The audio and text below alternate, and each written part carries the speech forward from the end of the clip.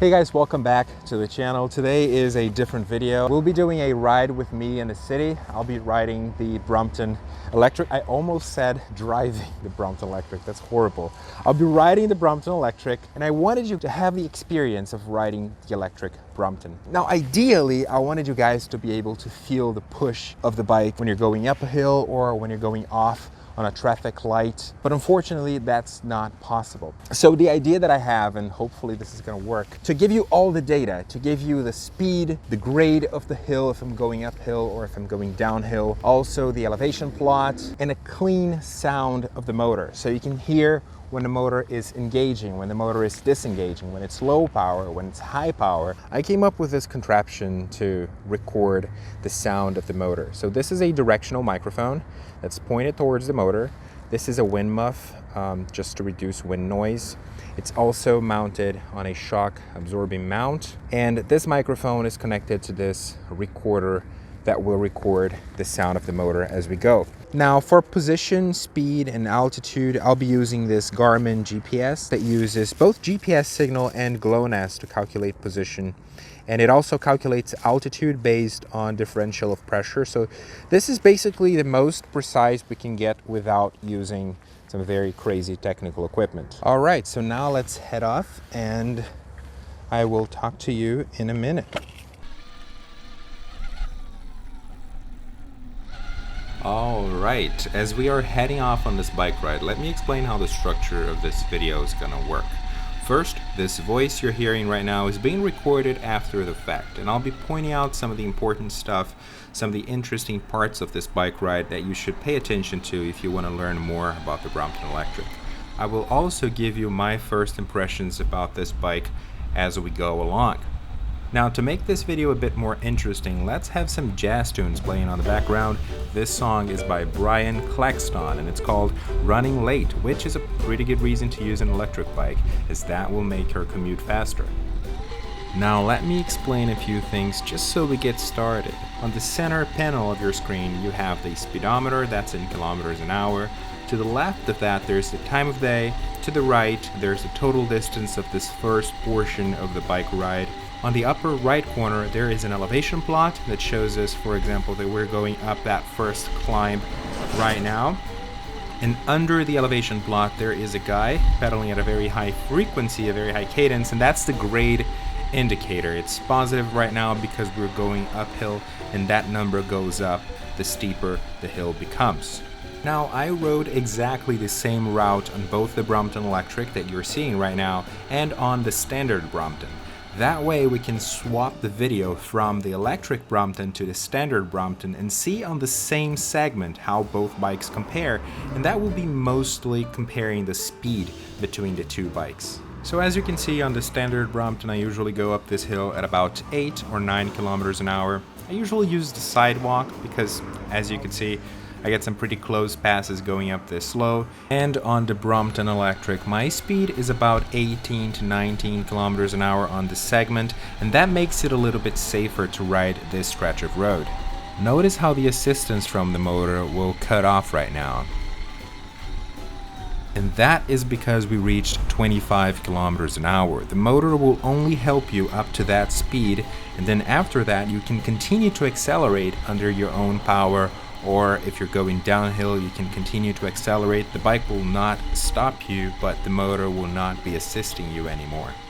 Now this is a relatively flat portion of the road, a very slight uphill at 2 to 3% grade, while on the Brompton Electric we are at about 23 to 24 kilometers an hour. On the standard Brompton, my speed on this segment is about 14 kilometers an hour. Now don't get me wrong, I'm not saying that the standard Brompton doesn't go faster than that, of course it does. Now in this video I'm riding at the exact same pace that I ride when I'm going to the supermarket or when I'm going to work. Basically when I'm using the bike as a means of transportation. I'm not rushing, I'm not on the streets to burn calories. I just want to ride as chill as possible to get to my destination as fresh as possible. Now this video still serves as a good comparison between my effortless riding on the Brompton Electric and my somewhat effortless riding on the standard Brompton. Now that I sped through that boring traffic jam, we can go back to the Brompton Electric. Notice how the bike smoothly accelerates past the 25 kilometers an hour.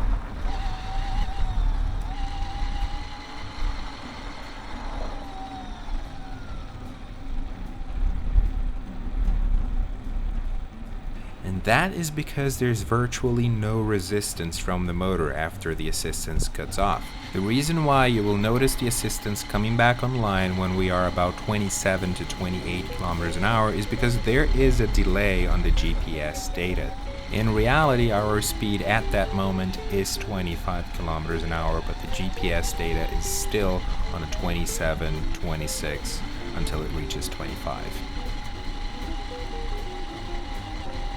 We are now at a slight uphill, 2% incline. We have seen this before in this video, so let's accelerate through this part until we reach our first checkpoint, and that will be the Georgia Tech campus. When we get there, we're going to do some downhill tests where you'll be able to see if the Brompton Electric goes faster or slower than the standard Brompton when we're just coasting downhill. We are now entering the Parkway bike lane. We are at the border of the Georgia Tech campus right now, and this portion is probably familiar to many of the subscribers of this channel. I've recorded many of my intros on this bike lane. Also, I have some drone footage of this place. This is very pleasant to ride, and as you can see, I'm pedaling right now. The motor assistance is off, and I'm reaching about 31 kilometers an hour on this flat section. Let's jump over to the standard Brompton, where I'm doing about 28 kilometers an hour right now. And I think this difference can be explained by the fact that my standard Brompton has reduced gearing to make it easier to climb hills, but with a compromise on top speed. My Brompton Electric, on the other hand, has standard gearing, so I'm able to still have traction on higher speeds. Now, I have to admit that in the beginning I was quite skeptical about getting the standard gearing on the Brompton Electric. I thought that I should go for the same reduced gearing that I had on my standard Brompton, but right now I'm glad I didn't, because the standard gearing on the Brompton Electric is light enough for all hills. In fact, there is only one hill in Atlanta that I've tackled to date that actually required me to shift down to 1-, and we're gonna take a look at that hill at the end of this video. Right now we're climbing the Parkway at about 14 kilometers an hour. Let's switch over to the Brompton Electric, where I'm climbing the same segment at about 23 kilometers an hour. We will now turn into the Georgia Tech campus, which is our first checkpoint for this video. We're going to compare the time that it took to reach here using both bikes. So on the Brompton Electric, it took me 9 minutes and 13 seconds from home to campus. And on the standard Brompton, it took me 12 minutes and 55 seconds. If you take a look at the elevation plot right now, you will see that we are approaching the longest descent of this bike ride. And the goal here is to see how fast the bike can go just coasting downhill. Of course, the assistance will be cut off at 25 kilometers an hour, and then I will not be pedaling all the way downhill. The idea is to see how fast we can go the max speed on the Brompton Electric with no assistance, and then compare that to the maximum speed on the standard Brompton. I know that it sounds like a pointless test, but so many people ask me if there is any drag from the motor that prevents you from going fast, so now we're just comparing both bikes and seeing how fast they can go.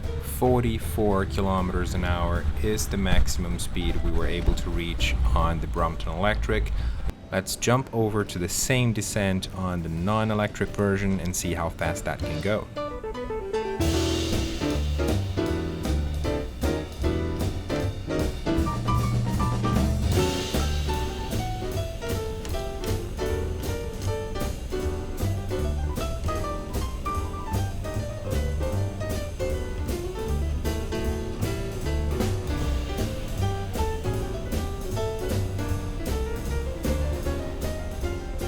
40 kilometers an hour was the max speed on the standard Brompton. That's 4 kilometers an hour less than the Brompton Electric with no assistance. Now let's pause here for a minute. The reason why the standard Brompton was slower than the electric Brompton in this test is because my standard Brompton has a dynamo hub. If you look at this clip, you'll see that the dynamo hub generates a lot more drag than the motor. When I rotate the motor forward, you see that it freewheels and there's very little resistance. So yeah, the motor has less resistance than the dynamo hub, and we can go back to the video. We are now continuing to ride around campus. I will fast forward through this portion until the next big uphill, and I hope this test clarified something for some people. And of course, if you have a standard Brompton with no dynamo hub, it will be faster because it will have even less drag from the hub. Now, it's quite impressive what Brompton was able to make with this motor, since it's not typical on electric bikes. In fact, some bikes have so much drag in the motor that it's virtually impossible to ride the bike if the battery dies, which is definitely not the case here, since I'll make less effort riding the Brompton Electric with no assistance than riding my standard Brompton with the dynamo hub. We are now at a couple of blocks of uphill, and I forgot to mention that I am on level 3 of assistance. I am 100 kilograms in weight, and that is about the upper limit of what the motor was designed for. And I'm going up this hill making virtually no effort at all. We are riding at about 18 kilometers an hour, and this is what it looks like on the standard Brompton. Here I'm riding with the reduced gearing on the lowest gear possible and making a lot more effort than I do with the electric Brompton. Now, switching back, I have to say that the maximum assistance level 3 is more than enough for most of my riding. I would say that level 2 is ideal for 95% of my rides, but level 3 comes in handy on steeper hills, as you will see in a few moments as I climb the steepest hill I've ever encountered here in Atlanta. We are now approaching Tech Square, which is a place with a lot of stores and restaurants. There's also one of the supermarkets that I often go to, and this is checkpoint number 2. So here, let's bring the comparison table back up.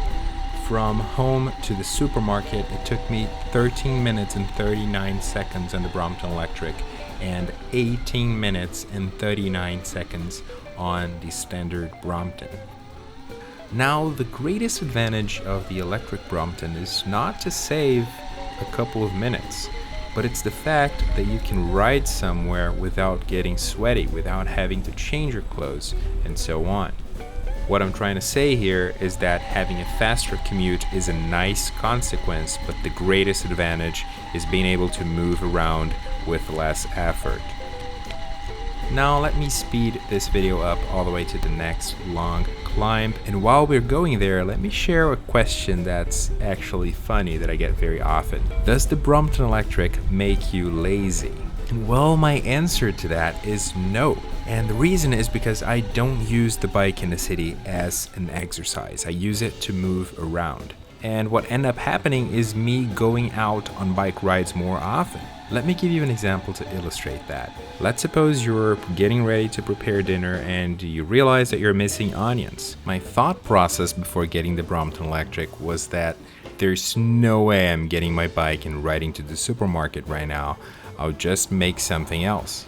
But now that I have the Brompton Electric, I just take it and go, because I know that I won't get tired, I won't get sweaty, and above all, I'm gonna have a lot of fun.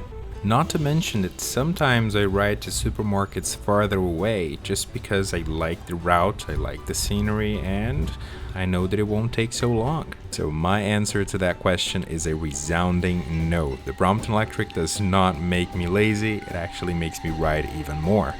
We are now getting close to the finish of this route. We are at about 22 kilometers an hour going up this 4% grade hill. Let's take a look at the standard Brompton, which we are riding up this hill at about 16 kilometers an hour and going down. We are now approaching campus again. This will be our third and last checkpoint before the big hill.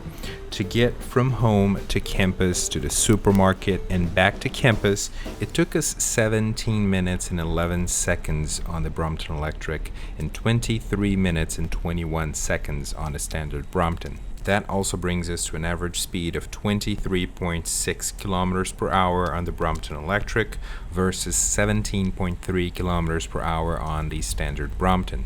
Now, because this video is getting long enough, I'll simply skip to the location that is the steepest hill that I've ever faced here in Atlanta.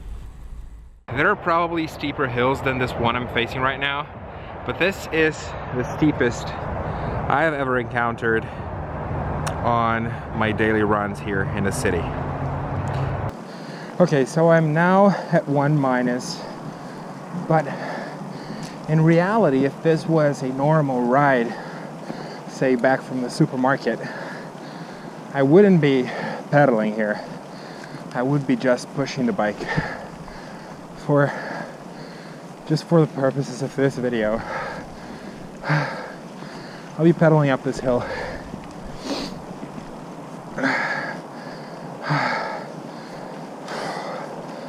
Just zigzag for a bit.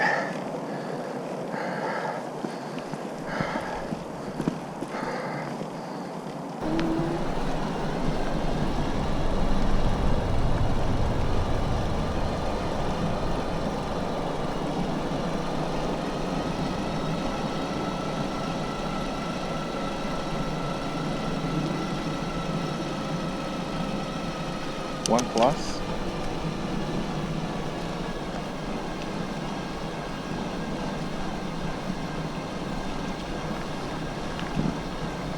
One minus.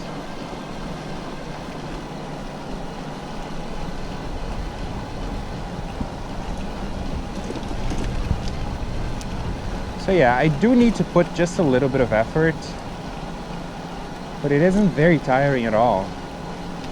I'm even speaking normally. And here we are. We're done with the steepest hill I've ever faced here in Atlanta. That's it for today's video. Hope you guys enjoyed this little comparison of the conventional Brompton, the Brompton Electric. Of course, this is a very shallow comparison. You cannot draw a winner from this video. But hopefully you guys learned a little bit more about how the motor operates, how the electric performs, climbing hills, etc. And yeah, you know, each bike has their advantages and disadvantages. A great advantage of the electric is the fact that you can get around town very quickly without a sweat. Hey, with the normal Brompton, on the other hand, you can get a good workout. You can carry a lot of stuff. The T-bag fits a lot more than the electric city bag. So yeah, I hope you guys enjoyed this video. Give me a thumbs up if you did. If you're not yet subscribed to this channel, please consider doing so. And I'll see you on the next one. Bye.